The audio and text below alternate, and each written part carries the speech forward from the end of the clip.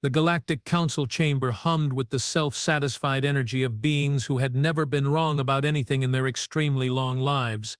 Well, that was about to change, but nobody knew it yet. Ambassador Crix 7 of the Vorthan Empire adjusted his ceremonial throat sac and cleared it with a sound like a dying walrus gargling marbles. The other council members turned their various appendages, eye stalks, and sensory organs toward him with the kind of polite attention reserved for someone about to say something monumentally stupid.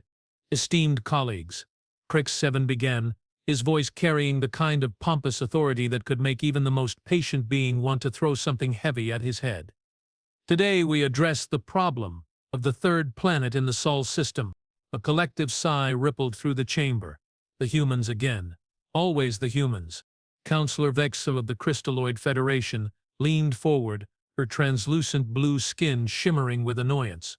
Let me guess, they have refused our generous offer to surrender their planetary autonomy in exchange for not being turned into space dust. Worse, Crix 7 replied, consulting his datapad with the expression of someone who had just stepped in something unpleasant. They laughed at us. Actual laughter. One of their representatives, a female named Director Maria Santos, told our diplomatic envoy, and I quote, "You can take your generous offer and shove it where your sun does not shine." The chamber erupted in horrified gasps, clicks, whistles, and one particularly dramatic fainting spell from Counselor Blepp of the melodious hive mind. "The audacity!" screeched High Magistrate Thorax, his insectoid wings buzzing with indignation. "A species that has barely figured out faster than light travel dares to mock the Galactic Council."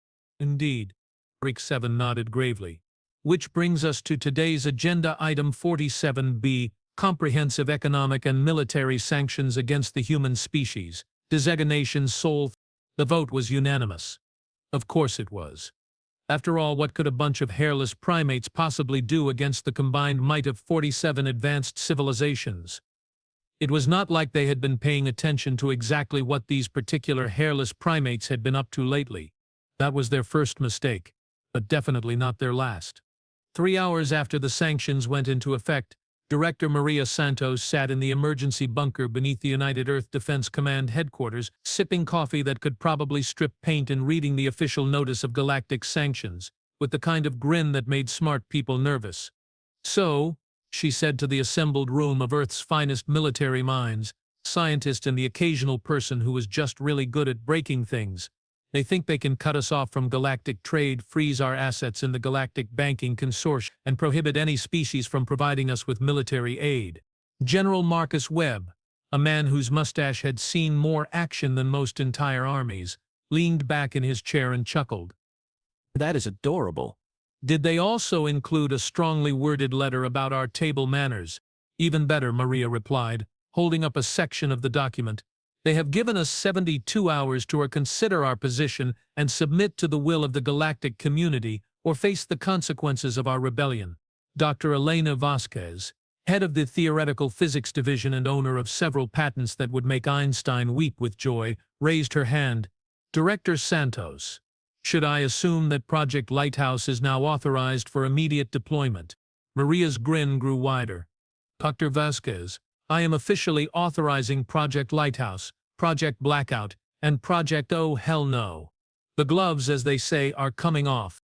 Around the table, various faces lit up with expressions ranging from professional excitement to borderline maniacal glee. Colonel Jake Patterson, whose specialty was making impossible things explode in precisely the right way at exactly the right time, actually rubbed his hands together. "Finally," he muttered, "I have been waiting 6 months to field test the new quantum disruptors." "Patience, Colonel," Maria said, standing and walking to the massive wall display that showed the current positions of all major galactic powers. "We have 72 hours to show these pompous space bureaucrats exactly why humanity did not evolve opposable thumbs just to surrender them to the first alien who asked nicely." Back on the Vorthan homeworld of Zentara Prime, Crix 7 was enjoying what he assumed would be his last normal day for quite some time. He had no idea how right he was, though not for the reasons he expected. His morning routine included reviewing intelligence reports from across the galaxy, checking on the status of various diplomatic initiatives, and consuming a breakfast that looked like it had already been digested at least once. He was particularly pleased to see that the sanctions against Earth were proceeding smoothly. All major trade routes had been closed, banking assets frozen, and military aid prohibited. Excellent, he murmured to himself, tentacles writhing with satisfaction. Those humans will be begging for mercy within the week.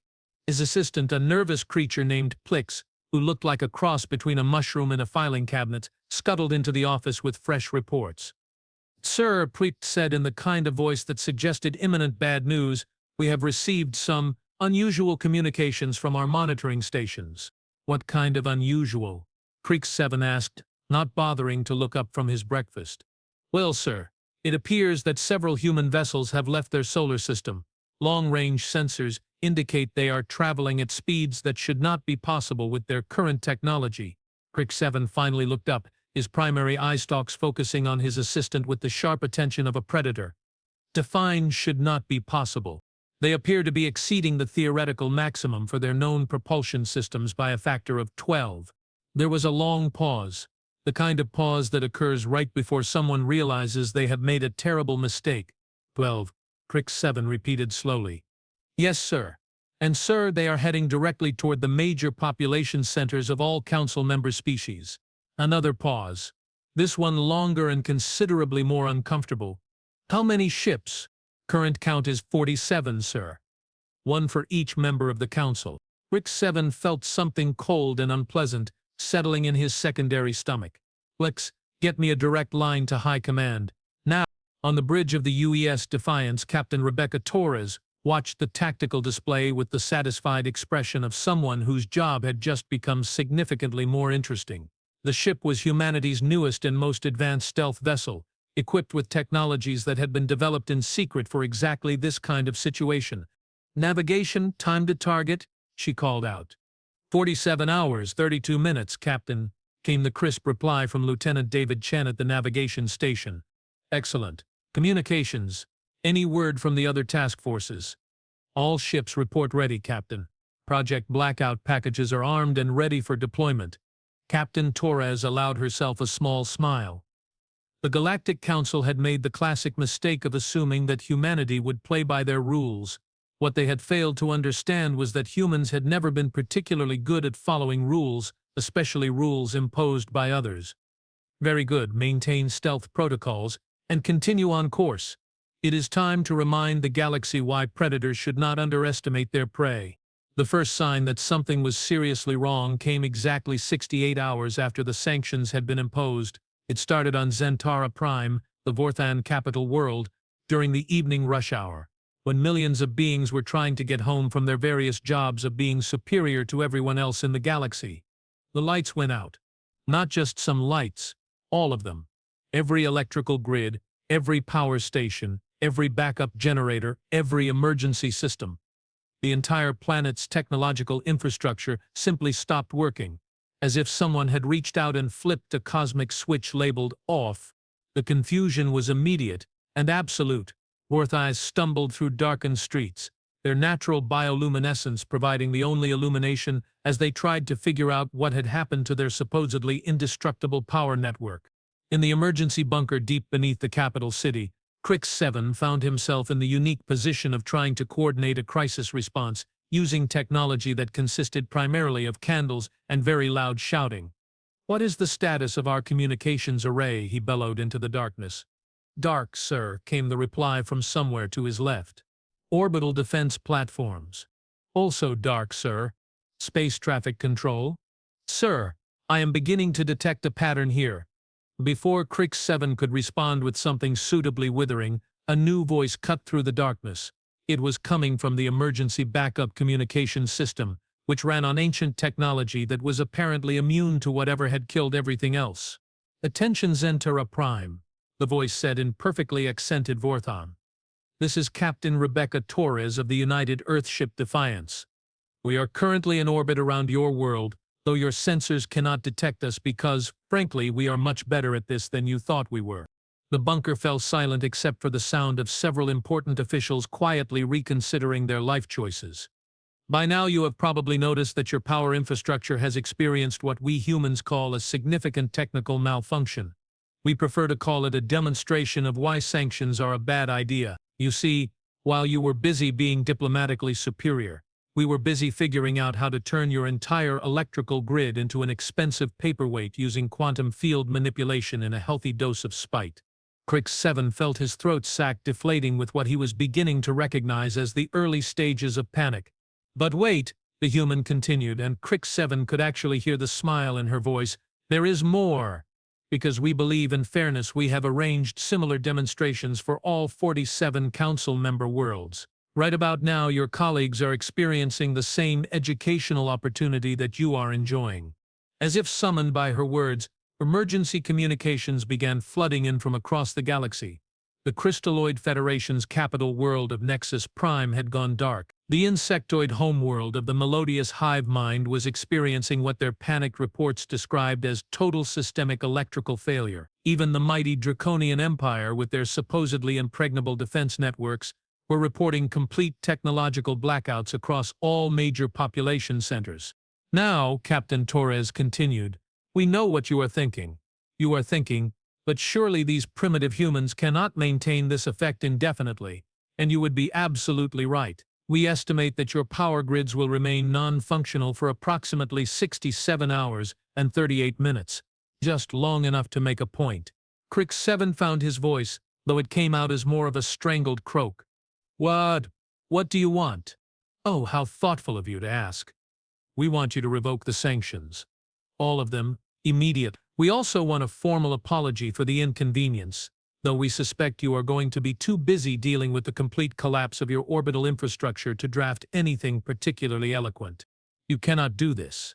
Crix 7 sputtered. This is an act of war against the entire Galactic Council. Actually, Captain Torres replied cheerfully, this is an act of go ahead and try to stop us. Your orbital defense platforms are dark, your communications networks are down, your military command and control systems are about as useful as a chocolate teapot. Oh, and did we mention, we also took the liberty of disabling every single one of your faster-than-light communication relays, so right now you cannot even talk to each other, let alone coordinate any kind of response. The silence that followed this announcement was the kind of silence that occurs when an entire room full of people simultaneously realizes they have made a catastrophic error in judgment. But here is the really fun part, the human captain continued. We did not actually damage anything. Your precious technology is all perfectly intact. We just convinced it to take a little nap. When our demonstration period is over, everything will come back online as if nothing happened, except of course for the part where you all learned a very important lesson about picking fights with species you do not understand. Crix 7 desperately tried to process what he was hearing. A complete technological blackout across 47 worlds, accomplished without causing any permanent damage. The level of technological sophistication required for such an operation was staggering. How had the humans developed such capabilities without anyone noticing? I can practically hear you thinking, Captain Torres said, as if reading his mind. How did we do it? How did we develop technology so far beyond what you thought we were capable of? Well, that brings us to the second part of today's lesson. Never assume that a species is primitive just because they have not bothered to show off. She paused, and when she continued, her voice carried a note of something that made Crix 7's scales crawl with unease. You see, we humans have a saying, speak softly and carry a big stick. For the past 50 years, we have been speaking very softly indeed. We have been polite at diplomatic functions. We have followed your trade regulations. We have even pretended to take your bureaucratic nonsense seriously, but the whole time we have been carrying a very, very big stick. Another pause. This one filled with the sound of 47 civilizations collectively holding their breath. The stick, in case you were wondering, is currently orbiting each of your homeworlds, invisible, undetectable, and absolutely capable of repeating today's demonstration whenever we feel like it. Consider it our way of ensuring that future diplomatic discussions proceed in a more constructive manner. Crix 7 found himself gripping his ceremonial staff so tightly that his knuckles had gone white.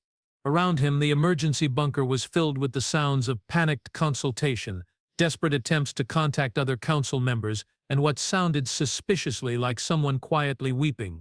Now, Captain Torres continued, we understand that this might come as something of a shock. After all, you have spent so long being the dominant powers in this galaxy that you have probably forgotten what it feels like to be on the receiving end of superior technology. But do not worry, we are not unreasonable beings. We are prepared to offer you the same generous terms that you offered us.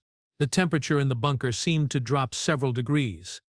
You have 72 hours to revoke all sanctions against Earth, issue formal apologies for the diplomatic insult, and recognize humanity's sovereign right to tell you exactly where you can stick your galactic authority. In return, we will graciously refrain from demonstrating any of our other new technologies, some of which make today's little power outage look like a minor inconvenience. Crix 7 felt his throat sac deflating completely. And if we refuse? The laugh that came through the speakers was not unkind, but it was definitely not the sort of laugh that inspired confidence. Ambassador Crix 7, I think you are missing the point. You are not in a position to refuse anything. Right now, 47 of the most advanced civilizations in the galaxy are sitting in the dark, unable to communicate with each other or coordinate any kind of response, while human ships hover invisibly over their capitals. This is not a negotiation. This is us being polite enough to ask instead of simply taking. The communication cut off, leaving the bunker in darkness, and silence broken only by the sound of several careers ending simultaneously. Outside, across the surface of Zentara Prime, millions of Vorthans were discovering what it was like to live without the technology they had taken for granted for millennia. Transportation networks had collapsed, communication systems were dead, even basic services like water purification and waste management had ground to a halt. But perhaps most unsettling of all was the knowledge that somewhere overhead, invisible and untouchable, human ships were watching, waiting, ready to demonstrate just how much more they were capable of if the lesson had not been learned. As Ambassador Crix 7 sat in his darkened bunker, surrounded by the ruins of his diplomatic career and the growing realization that the Galactic Council had just picked a fight with the wrong species, he found himself wondering exactly how many other primitive civilizations might be quietly carrying very big sticks. It was, he reflected bitterly, going to be a very long 72 hours. And somewhere in the darkness above, Captain Rebecca Torres was already preparing the next phase of humanity's response. Because if there was one thing humans were good at, it was making sure that anyone who underestimated them never made that mistake twice. The galaxy was about to learn that when you backed a human into a corner, you did not get a surrender. You got a demonstration of exactly why humans had climbed to the top of their food chain in the first place. 36 hours into what was rapidly becoming known as the Great Humiliation, High Magistrate Thorax of the melodious hive mind was discovering that pride was a luxury he could no longer afford. His usually perfectly coordinated hive consciousness had devolved into something resembling a cosmic-scale game of telephone, with messages being passed through increasingly panicked insectoid workers using drums, flashing lights, and interpretive dance. Report, he clicked urgently at his communications specialist, a beetle-like creature named Bot, who looked like he had not slept in several decades. Sir, we have managed to establish primitive contact with 17 other Council member worlds using backup quantum entanglement beacons that predate our current technology by about 3,000 years, Bot reported, his antennae twitching with stress. The news is not encouraging. Define not encouraging, Frax demanded, though he suspected he was not going to like the answer.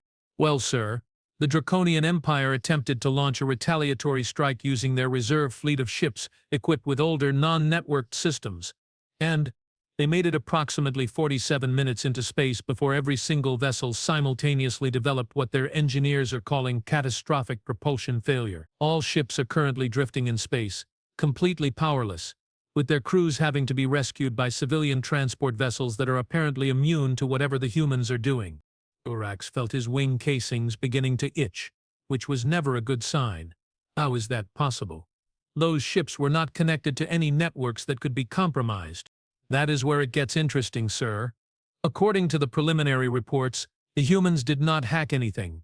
They apparently used some kind of directed energy field that convinced the ship's power cores to simply stop working. The cores are undamaged, but they refuse to function as long as they remain within a certain distance of human vessels. There was a long pause while Thorax processed this information. It was the kind of pause that occurred when someone realized that their understanding of the universe had just been fundamentally challenged. This, Are you telling me that the humans have developed technology that can selectively disable matter at the atomic level? That appears to be the case, sir. And sir, the Crystalloid Federation tried a different approach. They attempted to use their psychic network to coordinate a response. And the humans blocked it. Somehow they have figured out how to jam psychic communication. The entire Crystalloid Collective is currently experiencing what their healers are describing as the worst headache in galactic history. Thorax began to suspect that the universe had developed a sense of humor, and that he was the punchline. Meanwhile, on the human vessel UES Determination, Dr. Elena Vesquez was reviewing the latest tactical reports with the kind of professional satisfaction that came from seeing years of theoretical work prove itself in practice. Status report on the Draconian Fleet incident, she asked her assistant, Lieutenant Sarah Miller, who was monitoring the various alien response attempts with barely concealed amusement. Complete success, Doctor. The quantum field disruptors worked exactly as predicted. Their ship's power cores are intact but non-functional as long as they remain within our field effect radius. Excellent. Any attempts to work around our countermeasures? The Vorthens tried to use biological computers grown from modified bacteria. We introduced a harmless virus that convinced the bacteria to take a nap instead of processing data. Dr. Vasquez raised an eyebrow. That was fast. Dr. Kim's biotechnology team has been preparing for this possibility for months. Apparently, alien bacteria are remarkably polite when you ask them nicely to stop working. And the crystalloid psychic network? Dr. Patel's consciousness manipulation field is working perfectly. The entire Crystalloid Federation is currently experiencing what we have termed aggressive mental static. They describe it as trying to think while someone is playing death metal directly into their brains. Dr. Vasquez allowed herself a small smile. The Galactic Council had assumed that humanity's rapid technological development was limited to conventional physics. They had failed to consider that a species capable of developing faster than light travel in less than a century might have also made some interesting breakthroughs in other areas. Any word from Director Santos on how the negotiations are progressing? She asked. The director reports that the council members are beginning to show signs of what she calls attitude adjustment.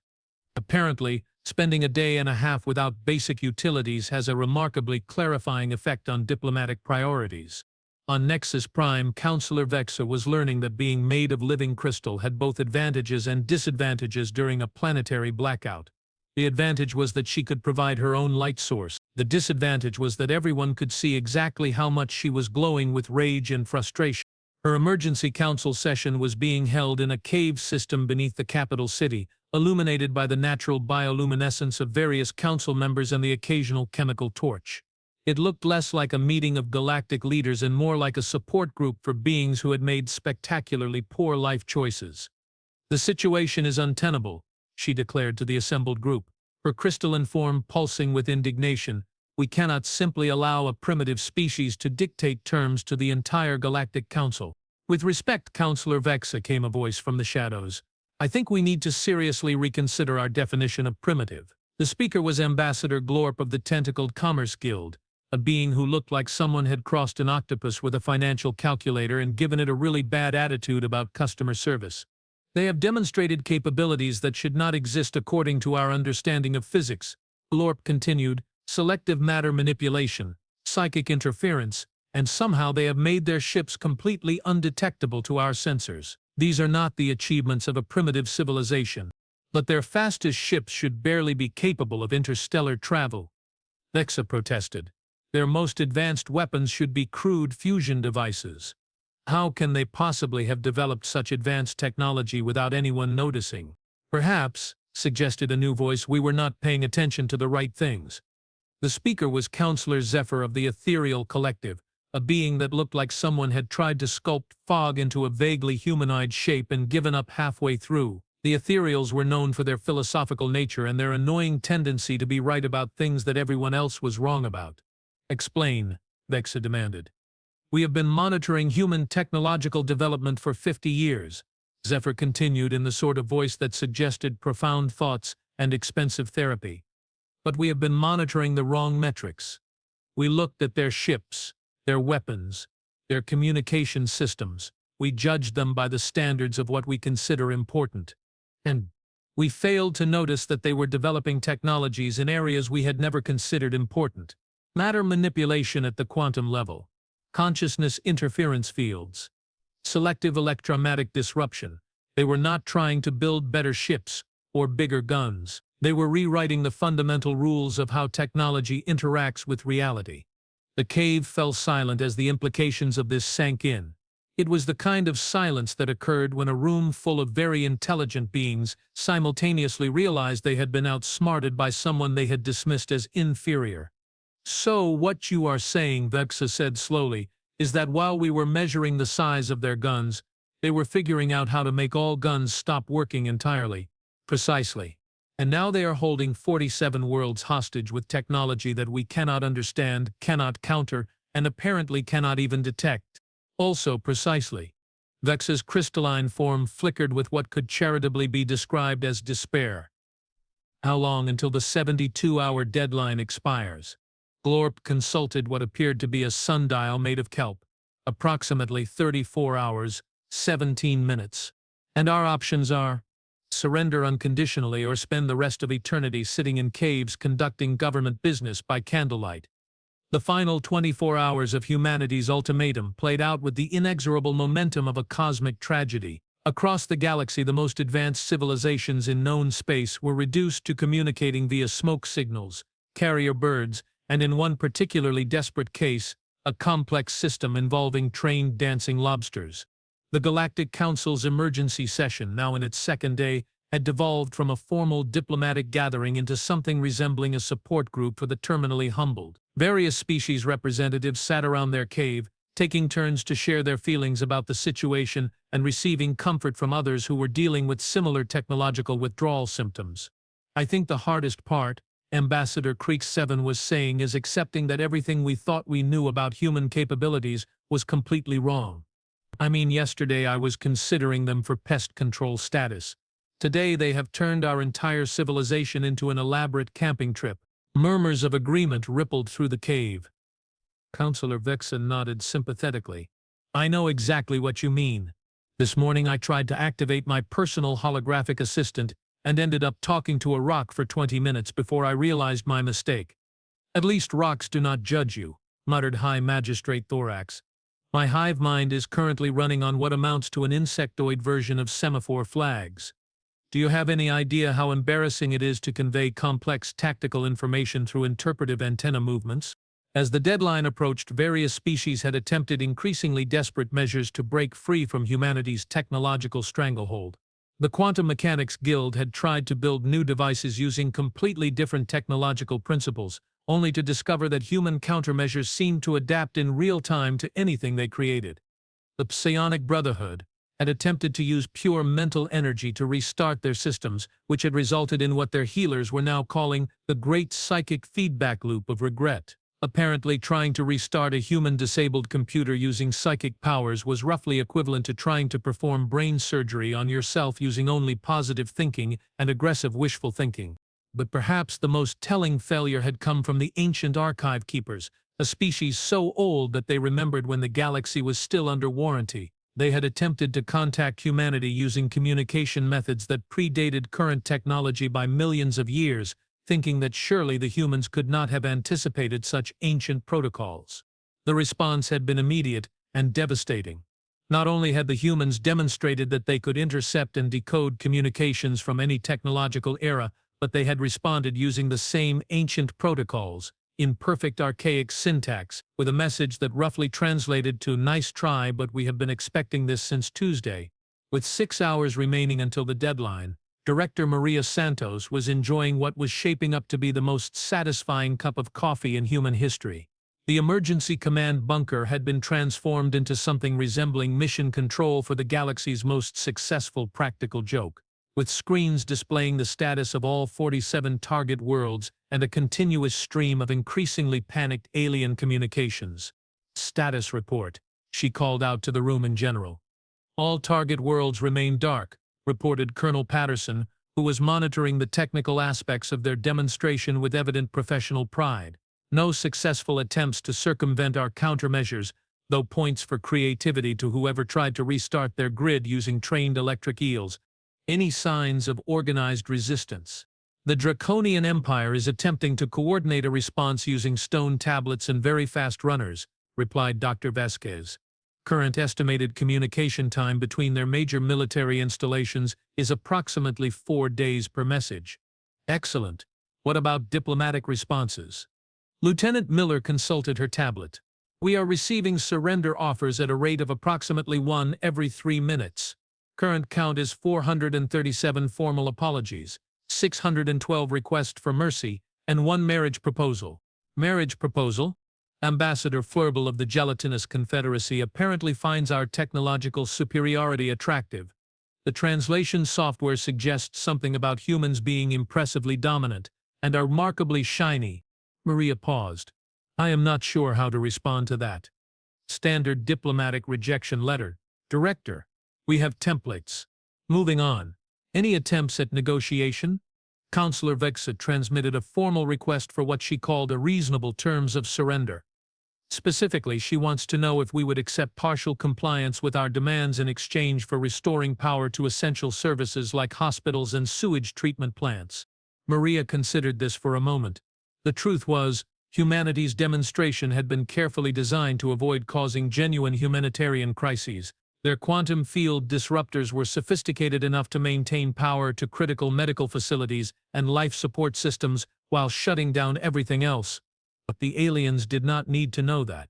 Respond that we appreciate their concern for their citizens' welfare, and that we have been maintaining essential services all along. Point out that this demonstrates exactly the level of precision control we have over their infrastructure, and suggest that this should inform their decision-making process.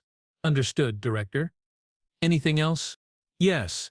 Send a general message to all Council worlds. Inform them that we have 6 hours remaining until our deadline and that we have prepared a small additional demonstration for anyone who might be considering last-minute resistance. She turned to address the entire room. Ladies and gentlemen, it is time to activate Project Are You Paying Attention Now? The additional demonstration began exactly 4 hours before the deadline, and it was a masterclass in psychological warfare. Instead of shutting down more systems, the humans began turning things back on. But not everything, and not in any pattern that made sense. On Zentara Prime, every streetlight in the capital city activated simultaneously, but only for exactly 11 minutes and 37 seconds. Then they shut off again, leaving behind the unmistakable message that the humans could control their infrastructure with precision down to the second. On Nexus Prime, all of the public transportation systems came online long enough to rearrange themselves into a pattern that, when viewed from orbit, clearly spelled out surrender in perfectly readable crystalloid script. Then they shut down again. The Draconian homeworld experienced what their panicked reports described as impossible atmospheric manipulation, as the humans somehow convinced their weather control systems to create cloud formations that displayed a countdown timer visible from space. But perhaps the most unsettling demonstration occurred on the homeworld of the Quantum Mechanics Guild, where every quantum computer in their most secure research facilities briefly activated long enough to calculate and display a single message. We know exactly how all of your technology works, and we can do this to anything, anywhere, anytime. The message was accompanied by detailed technical specifications for devices that the Quantum Mechanics Guild had not yet invented, but which they immediately recognized as theoretically possible and catastrophically powerful. Ambassador Crick 7, watching the light show over Zentara Prime from his darkened bunker, felt something inside him break. It was not quite his spirit, though that was certainly damaged. It was more like his fundamental understanding of his place in the universe. "Clicks," he called to his assistant, who was huddled in a corner writing what appeared to be his resignation letter by candlelight. "Sir? Send a message to the humans. Full diplomatic channels. Formal surrender." "Sir, our diplomatic channels are still non-functional." "Then use smoke signals. Carrier pigeons or interpretive dance if you have to. I do not care if you have to run to their ship and knock on the hull with your bare tentacles. Tell them we surrender. Completely. Unconditionally. Tell them they can have whatever they want and that we are very, very sorry for being monumentally stupid."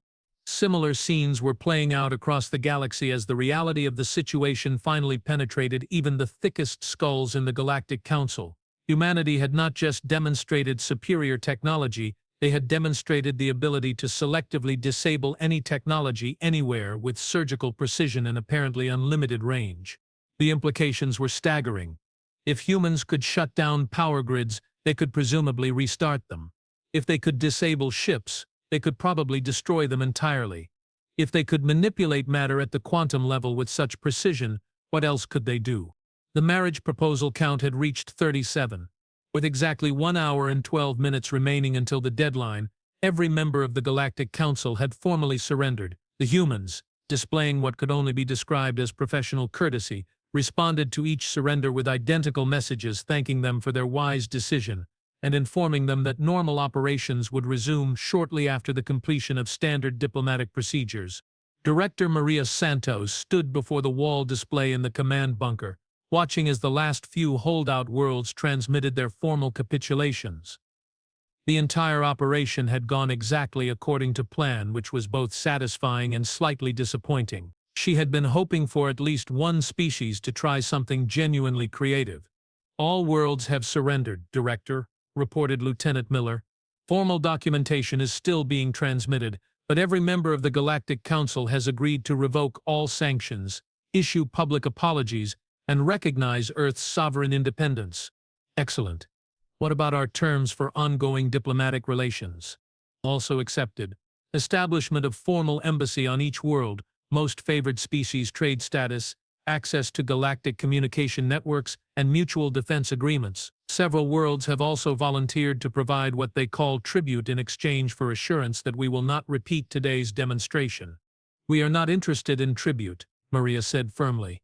"We are interested in respect. Make sure that distinction is clear in all future communications." She turned to address the entire room.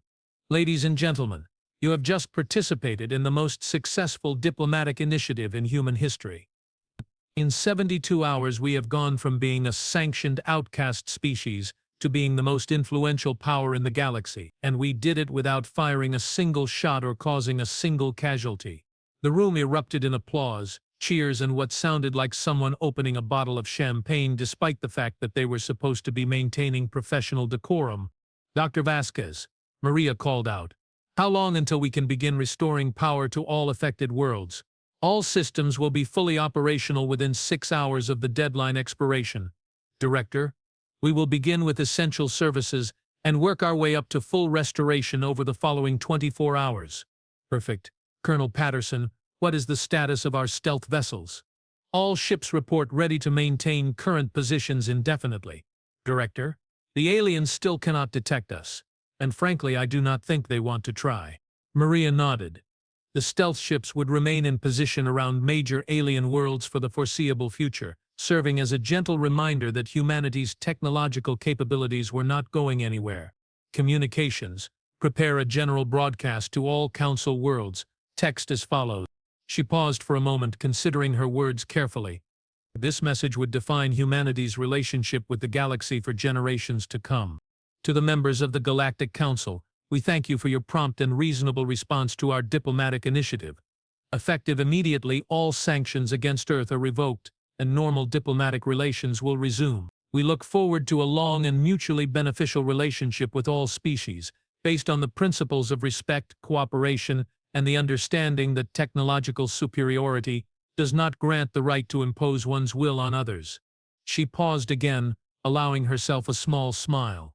"We trust that today's demonstration has provided sufficient clarity regarding humanity's position in galactic affairs, and that future diplomatic discussions will proceed in a spirit of equality and mutual respect. We also trust that this will serve as a reminder that assumptions about technological capabilities can be dangerous, and that wisdom lies in recognizing when one has encountered something genuinely new and different. Finally, we wish to emphasize that humanity has no interest in dominating or controlling other species. We simply wish to be left alone to develop our civilization in peace, while maintaining friendly relations with our galactic neighbors. We believe that today's events have established a foundation for exactly that kind of relationship. Oh, and to Ambassador Fleurbel of the Gelatinous Confederacy, thank you for your kind offer, but humans prefer traditional diplomatic relations to matrimonial ones. We are, however, interested in discussing trade agreements for rare minerals. The message was transmitted simultaneously to all 47 worlds, using communication channels that the aliens had not even known existed. Within minutes, responses began flooding back. Formal acceptances of the new diplomatic status quo, requests for trade negotiations, and several more marriage proposals. 73 hours after the Galactic Council had imposed sanctions on Earth, Ambassador Krix-7 stood in his fully functional office, watching through his window as the lights of Zentara Prime twinkled in the darkness. Everything was back to normal. Technologically speaking, politically speaking, everything had changed forever. The formal documents were already being prepared. The sanctions would be revoked within hours. Public apologies would be issued. Trade agreements would be negotiated, and somewhere in orbit above his world, invisible human ships would continue their vigil, ensuring that the lessons of the past 3 days were not forgotten. His assistant Plix entered the office carrying a stack of official communications, including what appeared to be several requests from various governments asking if anyone knew how to politely ask the humans for technological assistance without sounding too desperate. "Sir," Plix said, "we have received the final diplomatic communique from Earth. Director Santos wishes to inform us that humanity considers the matter closed and looks forward to establishing normal diplomatic relations." "That is generous of them," Krix-7 replied, though he suspected that humanity's definition of normal diplomatic relations would be somewhat different from what the galaxy was used to. "There is one more thing, sir. The humans have requested permission to establish an embassy on Zentara Prime, a permanent diplomatic mission." Krix-7 nodded. Of course they had. Having demonstrated that they could shut down an entire civilization with the press of a button, the humans were now politely asking for permission to set up shop in the neighborhood. It was exactly the kind of gesture that managed to be both courteous and terrifying at the same time. "Approve the request," he said. "Full diplomatic privileges, prime real estate in the embassy district, and make sure they have excellent communication facilities. I suspect we are going to be talking to them quite frequently." As Plix left to process the request, Krix-7 found himself reflecting on the events of the past 3 days. The Galactic Council had learned a valuable lesson about the dangers of assumption and the importance of understanding exactly who you were dealing with before making threats. Humanity had announced its arrival on the galactic stage, not with conquering fleets or demands for tribute, but with a demonstration of technological sophistication that had left 47 advanced civilizations sitting in the dark, contemplating their mistakes. It was, Krix-7 had to admit, probably the most effective diplomatic strategy he had ever witnessed, and certainly the most memorable. Somewhere in orbit above, Captain Rebecca Torres was preparing her ship for the long journey home. The demonstration was complete, the message had been delivered, and humanity had secured its place in galactic civilization, not as subjects or supplicants, but as equals who happened to possess technology that could convince entire planets to take involuntary naps. The galaxy would never be quite the same, and somehow Krix-7 suspected that was probably going to be a very good thing. After all, things had been getting rather boring around here. The Galactic Council's annual meeting was proceeding with unprecedented efficiency and courtesy. Debates were civil, decisions were reached through consensus, and everyone was being remarkably polite to everyone else. It was almost suspicious. The human delegation led by Ambassador Janet Park occupied seats that had been hastily added to accommodate Earth's new status as a full council member. The seating arrangement placed them in a position where they could see everyone, and more importantly, where everyone could see them. The current topic of discussion was trade road optimization, a normally contentious subject that was being handled with remarkable diplomacy. When disagreements arose, species representatives would glance toward the human delegation, remember the events of 6 months ago, and suddenly discover creative ways to compromise.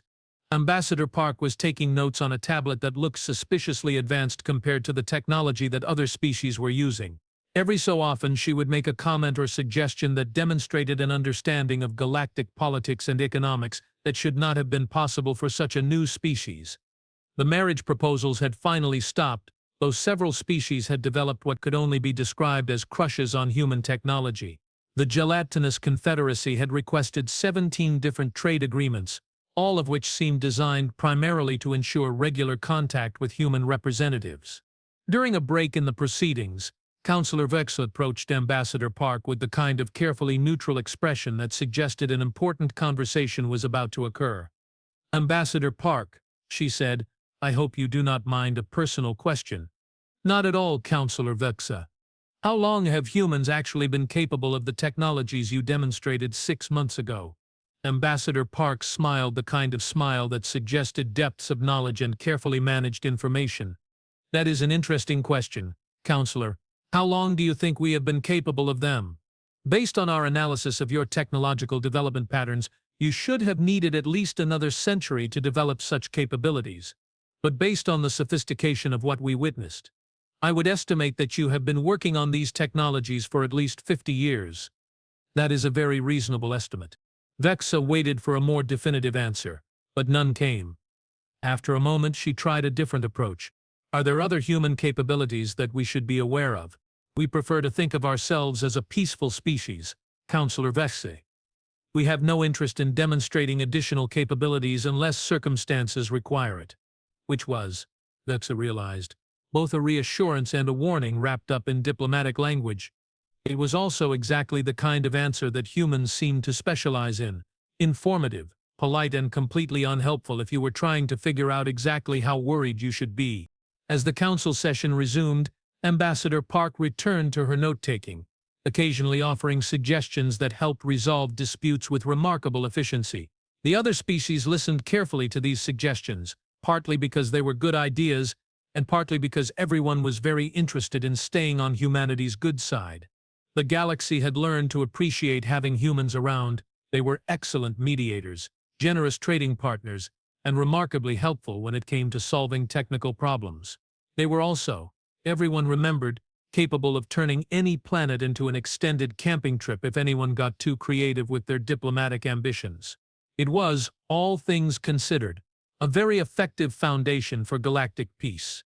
And somewhere in Earth's diplomatic archives, Director Maria Santos was already preparing humanity's next surprise for anyone who might forget the lessons of the Great Humiliation. Because if there was one thing humans were very good at, it was making sure that important lessons were never forgotten. The galaxy was in good hands, whether it realized it or not.